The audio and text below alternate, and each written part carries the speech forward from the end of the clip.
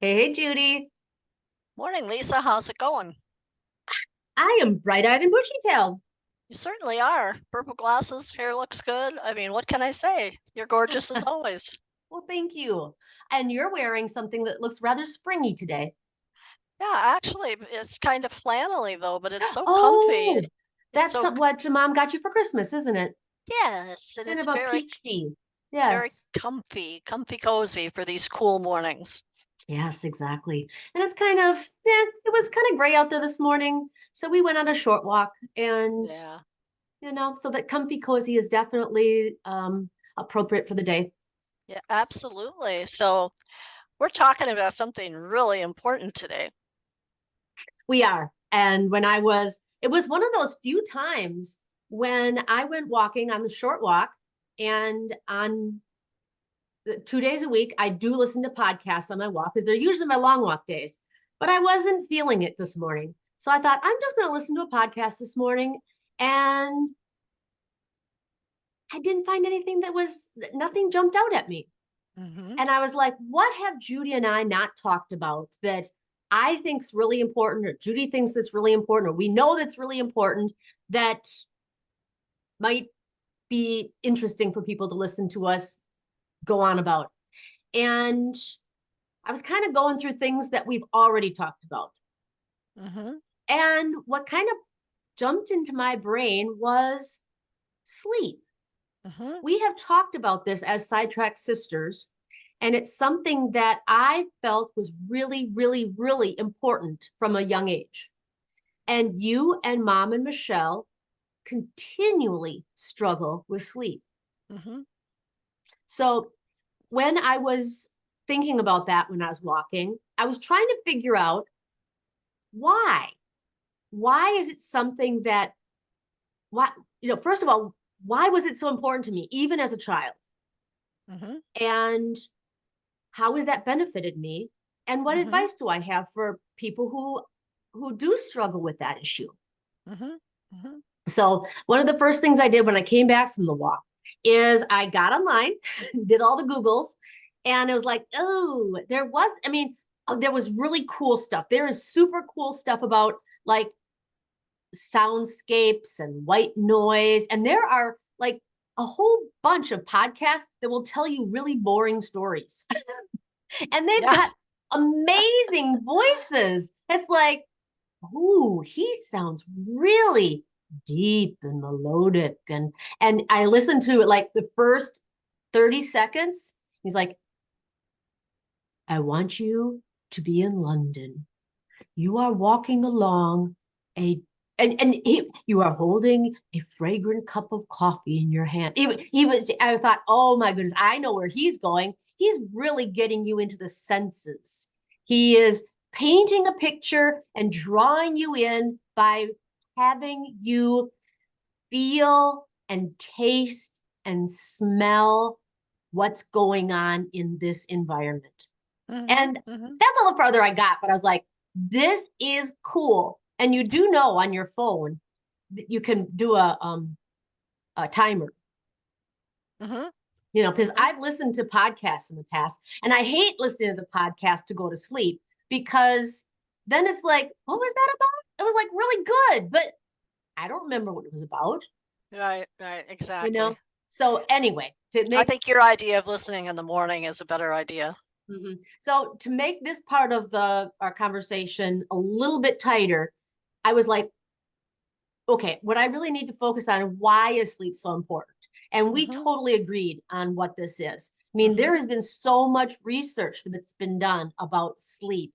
And really what happens in sleep is so rejuvenative to our mind and our body and our emotions Think you that made a word up again. I think so. Rejuvenative, rejuvenating. Well, it's rejuvenative. I think Hmm. that's a word. Okay. Okay. I won't play Um, Scrabble with you ever again. yeah. Um, but they were saying that the three main areas that it really helps people in is cancer, dementia, and your immune system. And they got into a whole bunch of stuff about testosterone and hormones and all that kind of stuff. and how really without sleep, one of the things with testosterone was young men who don't sleep, basically have smaller testicles and age themselves by 10 years by not sleeping. And that's not good for your sex life. No, not at Not at all. all. So, Not at all. what they were also talking about is, here in the United States, there is a popular saying that I know I've heard, and I'm sure you have: I'll sleep when I die. Mm-hmm. Mm-hmm. And that's like a badge of honor, how little sleep you got. Like I don't this, have time to sleep. I have things to do. I'll sleep when I die. And this particular speaker was saying, short sleep, short life. Mm-hmm. I was like, Mm-hmm. ooh, that's pretty profound. Pretty And profound. the last kind of factor figure that I wanted to get into is they were also doing some statements like shift work. People who work um, late into the evening or third shift. That is, he called, a probable carcinogen. It may be worse than smoking, drinking. Wow, that's Yeah, crazy. absolutely crazy. So when we're Yeah. talking about why sleep is important, we've just scratched the surface. Mm-hmm. Mm-hmm. Mm-hmm. Well, I know the thing that surprised me, my son has had trouble sleeping all his life. He never napped as a kid. I mean, he all his life, and we still haven't totally figured it out, but it's getting better. But he's got articles, he's got a whole file in his cabinet of sleep things, and it just comes up again and again. Something that fascinates me is the brain. That that why is it important? Because your brain uses certain parts of the sleep time to dump out all the excess proteins and the junk, and it cleans out the lymphatic system, and it gets rid of waste from the brain and the spinal cord. And it went on to say that this is why so many people that don't get adequate sleep develop Alzheimer's. And because the brain is not doing that dump, that garbage dump that it needs to do to remain healthy and vital and vibrant. And I thought, wow, if something as simple as sleep can help that, let's go. You have some control. Mm-hmm. And this, do you ever have something that's been on your mind and then all of a sudden you see articles about it and things coming up and all this kind of thing? I got a newsletter from AARP yesterday, and I was amazed at the depth they went into on the fact that the risk of Alzheimer's is actually lower than you think. And Hmm. one of the big things is putting yourself on a regular sleep schedule. Wow. Wow. Difficulty sleeping boosts your risk for cognitive problems, and they say it interferes with the flow of fluid and waste out of the brain that normally happens during slumber. And they quote all these neurosurgeons and all that kind of thing. And if regular exercise, no caffeine later in the day, and a relaxing bedtime routine don't work, then it's suggested that you look into um, obstructive sleep apnea, Mm-hmm. which is something that I found I had, Yes. um, and do other cognitive behavior therapy for insomnia. And eh, the reason for all of that being so critically important is because of the number of body systems that sleep helps and Yes. maintains and keeps you healthy. Mm-hmm. So I thought that was amazing. So let's get personal here, Judy. Let's jump into the next part of this conversation. Yeah. And even though so many people, so many people know the benefits of sleep, Mm-hmm. we still struggle with just that beginning one, setting up a consistent bedtime routine. Now, I mean, in my family, my dad, he's always been a sleeper. I mean, he has been somebody that my grandfather, my mom's dad, asked if he had a sleeping sickness. He slept so much. And yet Mm-hmm. he's having some memory issues right now. So Mm-hmm. this isn't a panacea. It's not a cure all. And Michelle, she has excessive sleep disorder. Disorder. Yeah. So she sleeps a lot, but throughout the, not necessarily when she wants to sleep, get to sleep. So I believe, I mean, my goal is I want to be asleep or in bed by 9 o'clock every night. Mm-hmm. That's my goal. Mm-hmm. And my problem with getting to bed at that time is that I have a child here. Aubrey is a freshman in high school and she's not ready for bed yet. So, Sure. I want to spend more time with her. I want to get, there are things that like, I want to get the kitchen cleaned up before I go to sleep. And it seems like there are still more things that I need to cram into the day. But Mm-hmm. there are, I know it's so important for me to get sleep. And that Mm-hmm. goes back to stories that I've told in the past. When I was a kid, I hated the fact that my family were night owls. Mm-hmm. And all of you guys, I mean, life didn't, I mean, when I was in high school, I wouldn't start homework until 10 o'clock at night. Right. Me And too. and it was just so painful. And I hate that sitting at a desk and struggling to stay awake. And oh, and I mean, yeah, as a younger person, when I went to college, I made the decision to work on my sleep and to get to bed and to wake up. I made myself sign up for the earliest classes I could. And, but still, Mm-hmm. over the years, that's not saying it's easy. What is so difficult that we can't get ourselves to go to bed? What we I, so you were I saying last night you wanted to get to bed by 11, and yet it mm-hmm. was quarter after 1 before you Mm-hmm. actually tucked in. Mm-hmm. Why? Well, that's a big question. And, the why questions always make people defensive. So I'm going to feel a little Are you defensive feeling about it. defensive?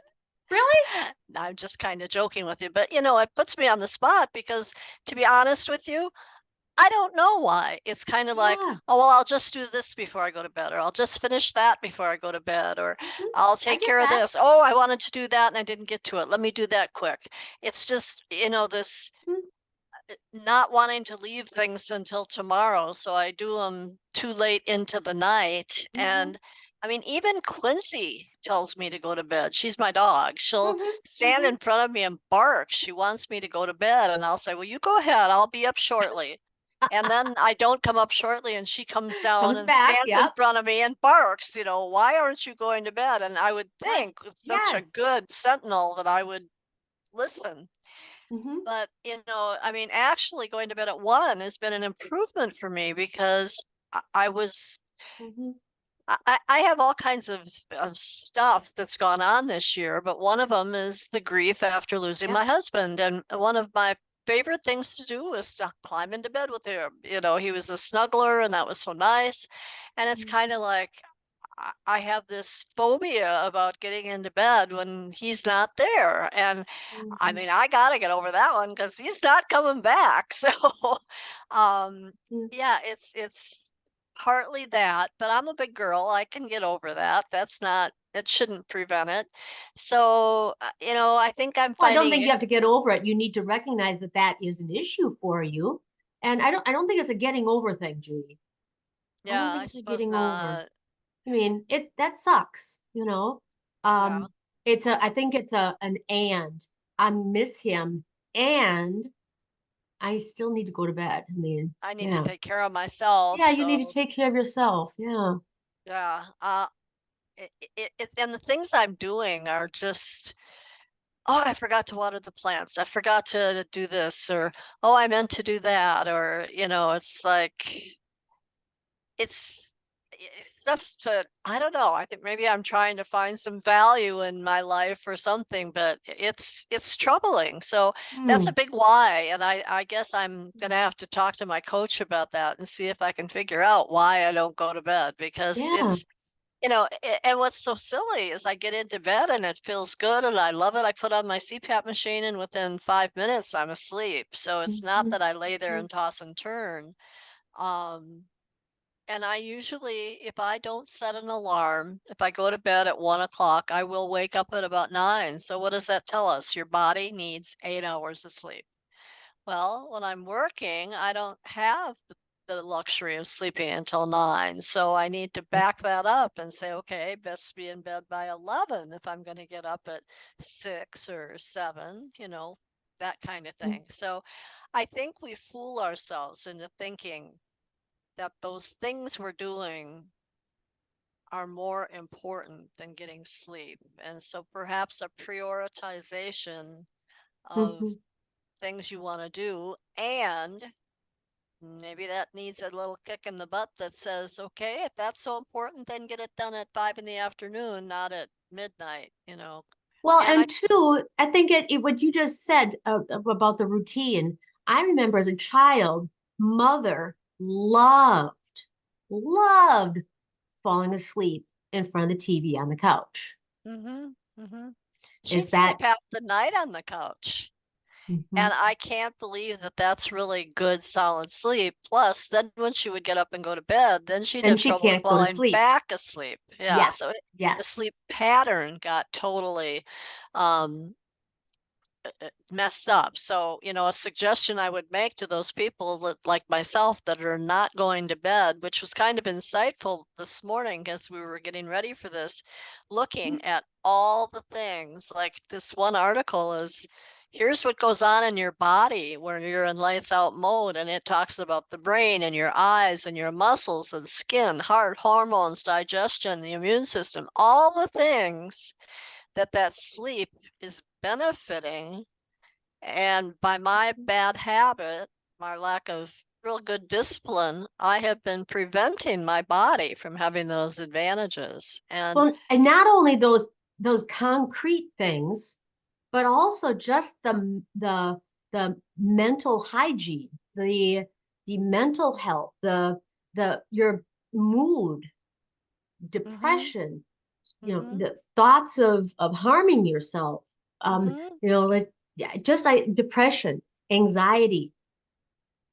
We're complaining and struggling with those things personally, culturally, societally, and yet nobody's talking about sleep mm-hmm. No, and how much that contributes to the struggles we're having.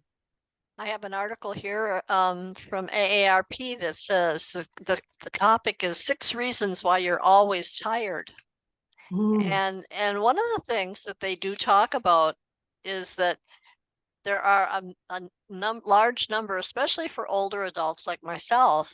mhm. I don't take very many medications, but there are some people that take medications that are actually limiting their ability to feel rested. It's actually sapping their energy and that kind of thing. So, you know, I think that's one of those things that it's real important to take a look at. And then something we talked about, well, I think we're going to talk about that in a minute, different strategies, you know. Mhm.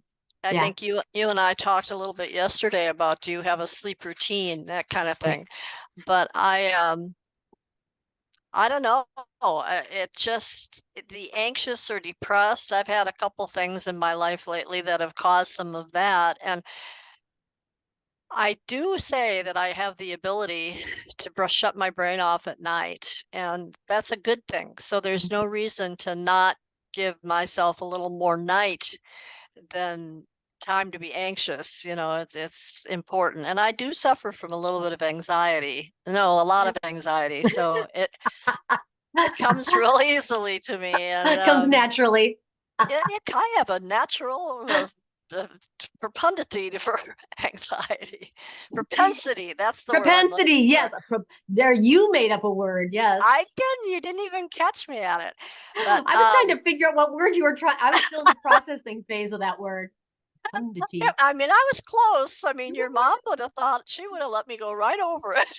Totally. Absolutely.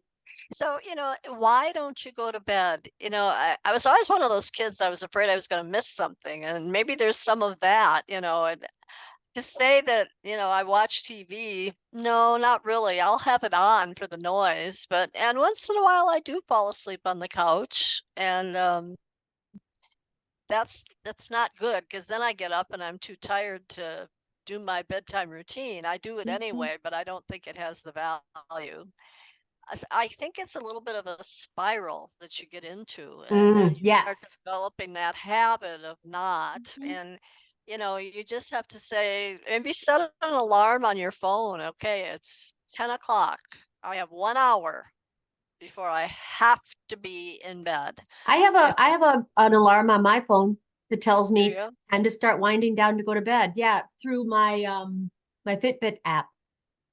I Oh, love cool. Fitbit because it not only tells me, how much I slept, but what kind of sleep I got. And it also counts my wakeful episodes. And then it takes that Oh, off of my ultimate time that I spent in bed. So you actually get a better picture of your overall sleep. well, that's really cool. I Yeah, like it. that's uh-huh. The only thing that I have that measures my sleep is my CPAP machine. I mean, Mm-hmm, it'll tell mm-hmm, me, I mean, I look back at the last couple of months and I mean, I had nights when I was getting 4 hours, and it was like 4 hours. That's not just not enough. And, mm-mm, I mm-mm. wondered why I would feel foggy or, more Mhm. anxious on those days. Yes. Well, it's because I didn't get enough sleep. Sleep. Totally Uh, sleep. Exactly. mhm, Mhm, mhm.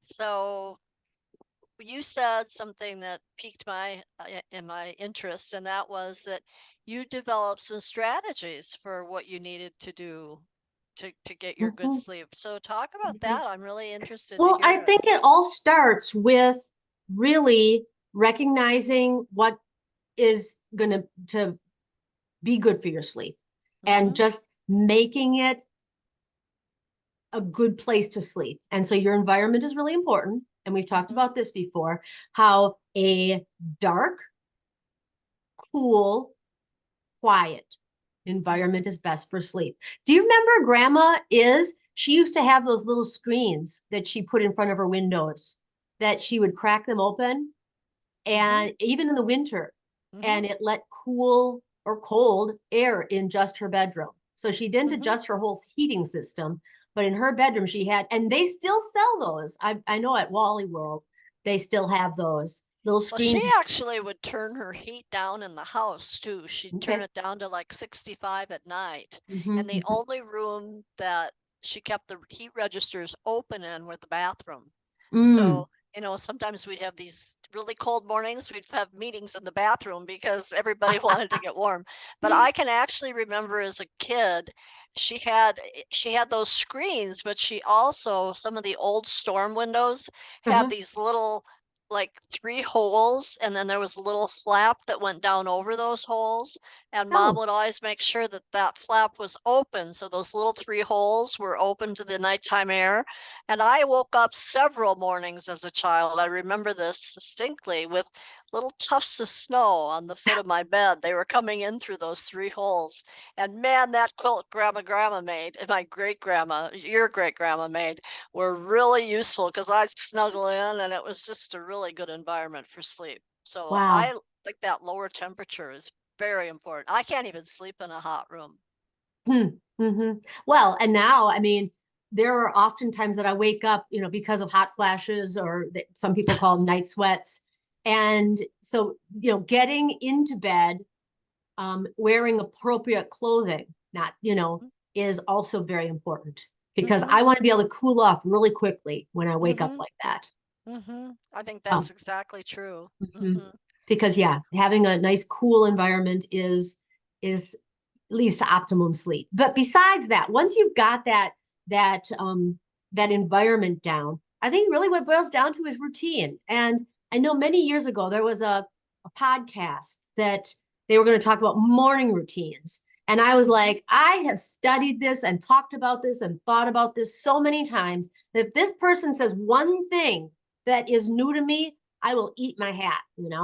And the person basically said, if you are not giving yourself at least 2 hours before you go to work in the morning, you are selling yourself short. People who get up and have to fly around the house to get to work on time are missing out. And Mm-hmm. I was like, I've never heard that before. And then he talked about strategies to get you to wake up just 15 minutes earlier this week, another 15 minutes. So to start building that extra time into your morning schedule. And so that's Mm-hmm. what I'm going to start out by recommending is setting up some kind. You said you have a sleep routine. It has to do with washing your face and brushing your teeth, I'm assuming, correct?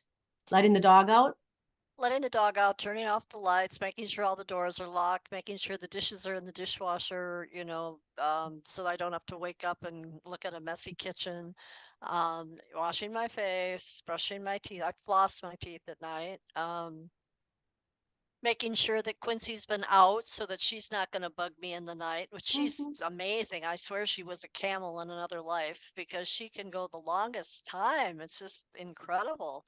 Um, what else do we do? Oh, just, I don't ever just take my clothes off and throw them on on the chair or something. I take off my clothes, I hang them up, make sure that's taken care of, Mhm. everything that Mhm. I wore is in the laundry if it's needed to be. And, just, I want my room to be neat. I want my body to feel like I love that taste of freshly brushed teeth, kind of thing. And, I wear a CPAP. device. Well, Mhm. and I wear a device on my teeth because I grind my teeth in my sleep, which is another. So I wear like I forget what they call it, but A it's mouth like guard? a mouth guard, yeah, so that I don't grind my teeth. And I actually take mouthwash, and after that's been brushed in the morning, I take mouthwash at night and rinse it off so that it tastes good. And so I probably have Mhm. a dozen things I do Okay. before I go to bed, and it doesn't matter what time I go to bed. But Mhm.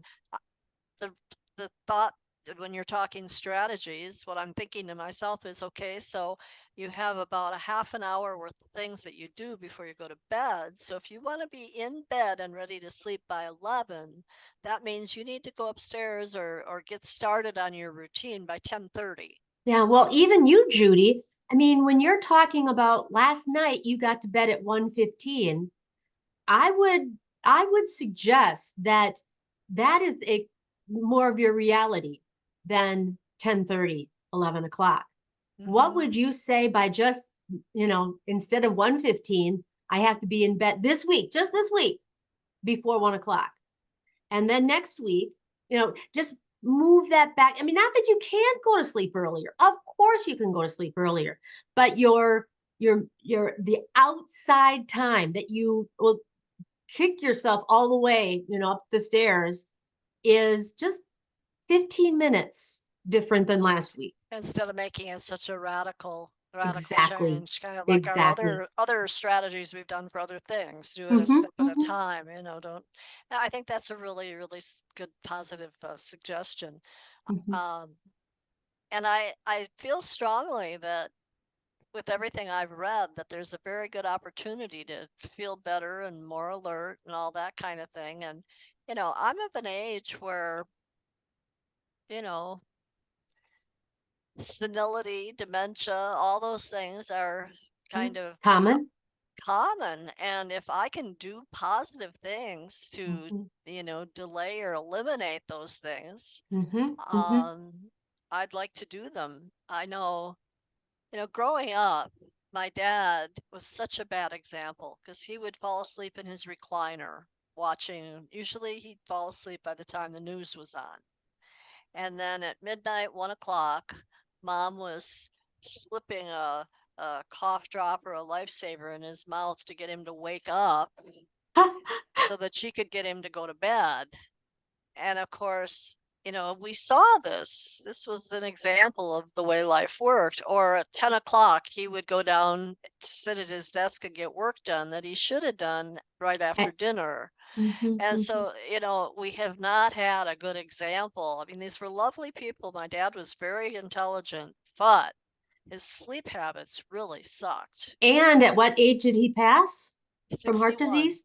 61. 61. He Yeah. had a massive heart attack and passed away. So he also smoked. So those two things together, he Hmm. didn't have a chance. I would have loved another 20 or 30 years with him because he was a delightful man. And that was taken away. 61. This year is my big 60. I know. Think about that. Think I about can't that. even fathom. And Cannot even fathom. my mother was widowed at 55. So you would be widowed 5 years before, 5 years ago. And Well, my I think about ex-husband, that. he died at 48. Yeah. Yeah. Right. And once again, he he did not take care of his body, and that was he also most likely passed from complications of heart disease. Mm-hmm. So Well, one of those things that we said something the other day, and I think it's something that we all need to remember. We were talking about, remember I said reach for the apple instead of the Hershey bar, and then I said it all counts. Well, it all counts. that was a dietary thing that counts, but Mm. every half an hour of sleep you can get, It all that's counts. beneficial sleep, it counts and it's Mhm. cumulative and it adds up. And so for you to think, I'm the mom and I've got all these things to do and I'm working and okay, fine. But those Mhm. things to do are less important than you getting a good night's sleep. Okay, so here is, I guess we gotta kind of keep moving forward here. I have all these things that are, recommended. We talk about environment, we talk about routines, we talk about, we haven't even gotten into limiting screen time and, not having caffeine, later in the day and avoiding large meals later in the day. All of this stuff are recommendations that people have listed out in all the places on how to um, go to sleep and stay asleep. Mhm, And I want to just kind of make this more personal and kind of, I know that one of the things we've talked about are those people that have insomnia or people that wake up in the middle of the night and can't get back to sleep again, mhm, people who just want a pill, and to be able to fall asleep. And so here's my story. When I was a child, I knew that you had to close your eyes to go to sleep. You see pictures of, or, we've had children and they think just laying there will get you to sleep. It don't. And so I would play a game with myself that I would try to keep my eyes closed and I would count to see how many seconds I could keep my eyes closed. And I don't think I've ever told anybody this story, to tell you the truth. And if I opened my eyes for any reason, I had to start over again. mhm. And now, did I ever remember what number I got to? Of course not. But Because that you was just fell a little, asleep. I fell asleep. And that was a game I played with myself as a really small child. I remember playing that game when we lived on Cherokee Road over in our first house. So this Uh-huh. was like in elementary school, I played that game. And then Wow. when I got to college, one of the things that I found helpful was prayer or meditation before going to bed. Just getting rid of that anxiety and those feelings of things that are going on in your life, Mhm, really mhm, getting your mind to a place, because we've all had those things happen in our lives where the shit's hitting the fan, and that's mhm, all that's in our brain. And we lay down mhm, in bed or we wake up in the middle of the night and our brains are just that's mhm, and you get up and you get a drink of water and you just can't get back to sleep again because you are so upset by something that's going on. So I really liked that podcast that I was telling you about earlier, where he was giving you a story, a very boring story, but really in a very meditative way, causing you to go somewhere else, mhm, um, and engage in his picture, which was calm mhm, and serene and stressless. And so, a friend of mine, when I was teaching, she said that she had a mantra that she would tell herself when she was having a hard time going to sleep. She would always repeat the phrase, blue sky, blue sky, blue sky, mhm, because a blue sky is a lovely thing. mhm. There's nothing wrong with a blue sky in many people's opinions. And I thought, oh, I like that. I like Another it too. strategy that I use is now as a grown up, I will actually start at 100 and I imagine a white ball going around in a circle. Sometimes I pair it with my breath, but not always. And every time it gets to the top, it goes 99, or I'll go 99, 98. 90. That's what I'm imagining in my brain. Now keep going down Uh-huh. until I get to 20. If I get to 20, all bets are off. I got to try a different strategy. And because that means I must really be anxious or something's going on that I can't get my brain to like chill. So the other strategy that I use is simply counting the breaths up to 10 over and Mm-hmm. over and over again. Mm-hmm.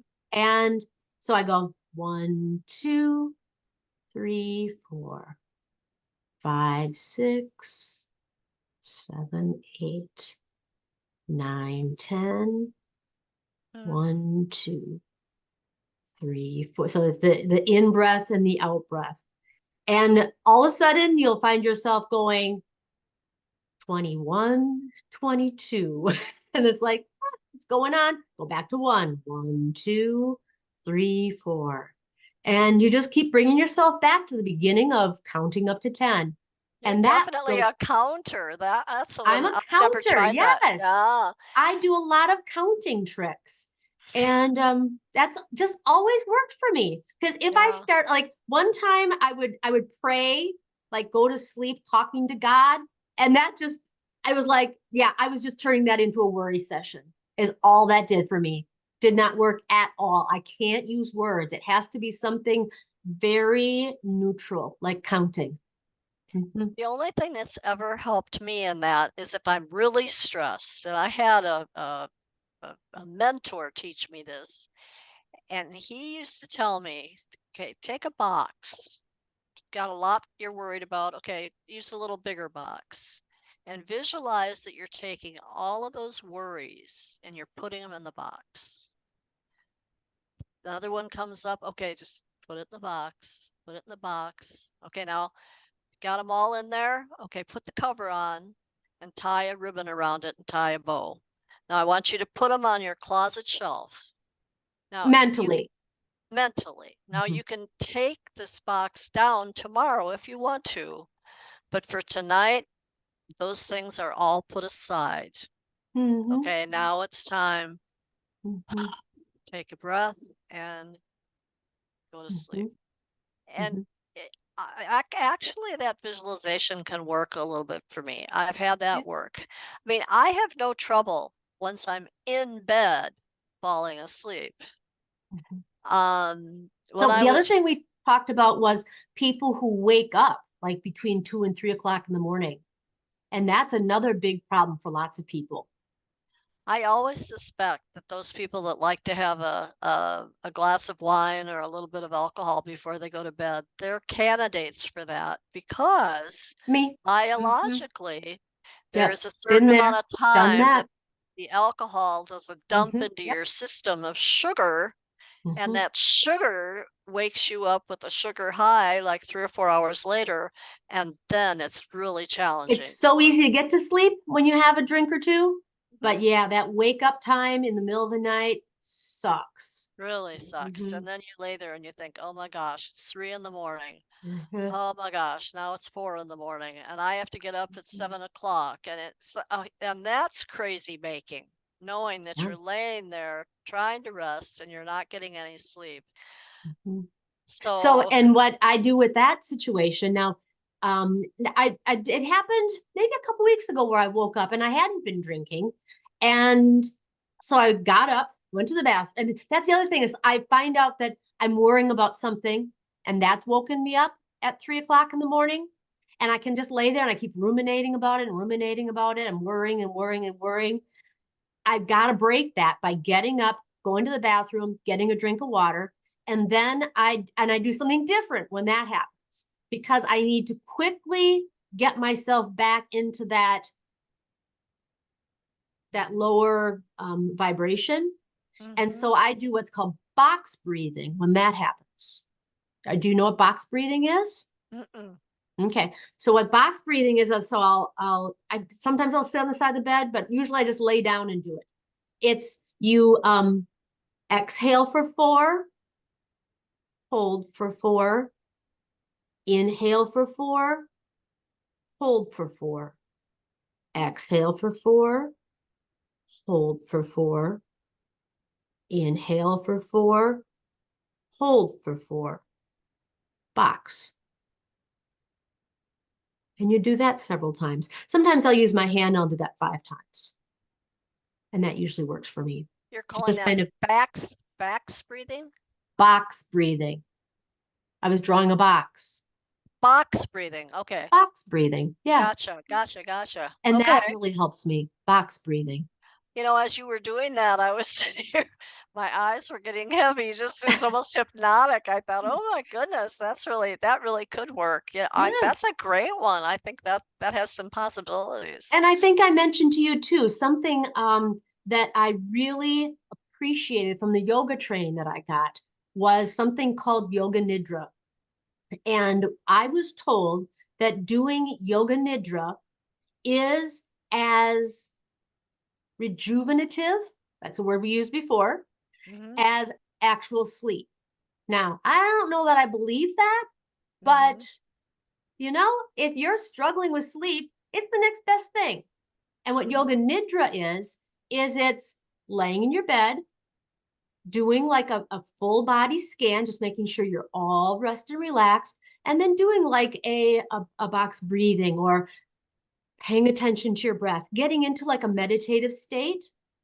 And ah, my grandfather clock. I just heard it's quarter after.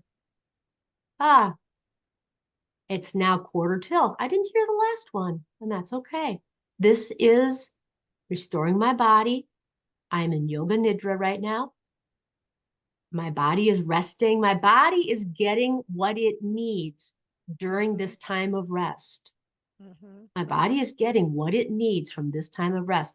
Yoga nidra is a relaxed state of mind and body in bed, on the floor, with your eyes closed, where you are just really at peace with not sleeping, is kind of Mm-hmm. how I define it. And we've talked about wanting to incorporate prayer or meditation into our lives. Mm-hmm. Guess what? You can't sleep?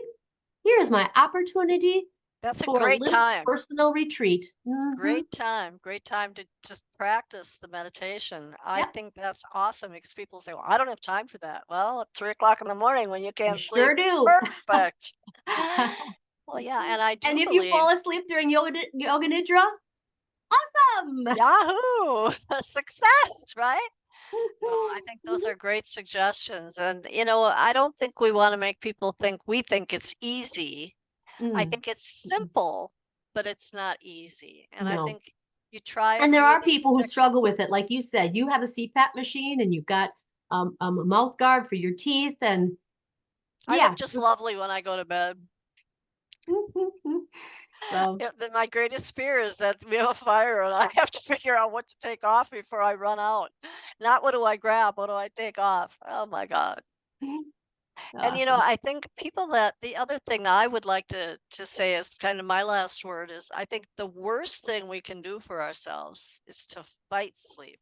I know Mm. sometimes I hear Matt, if he's staying with me, overnight, I'll hear him in his room and he's punching his pillow and he's mad and I've got to get to sleep. No, it's not going to help you go to sleep. Knock it off. That Just sounds restive remember. and restorative. Oh, doesn't it though? But it's like he gets mad at himself for not sleeping. And Yoga nidra. Yep. it's the My opposite of body what is needs to getting what it happen. needs right now. Mm-hmm. No, my body is in a calm, relaxing state. It's, exactly. Just as you were saying that, it felt so good. And I think that is probably the best thing at 3 a.m. that I can think of. And yeah, you ought to teach a yoga class at 3 a.m. on yoga Yeah. A nidra. sleep What a thought. coach. A sleep coach. There you go. There you go. Got some great conversation here, Lisa. I think this is such an important aspect of our lives, and I think it's one of the old wives' tales that we all need to change. I don't need sleep. Yes, you do. Mm-hmm. Absolutely. And all Yep. you have to do, I started looking at things for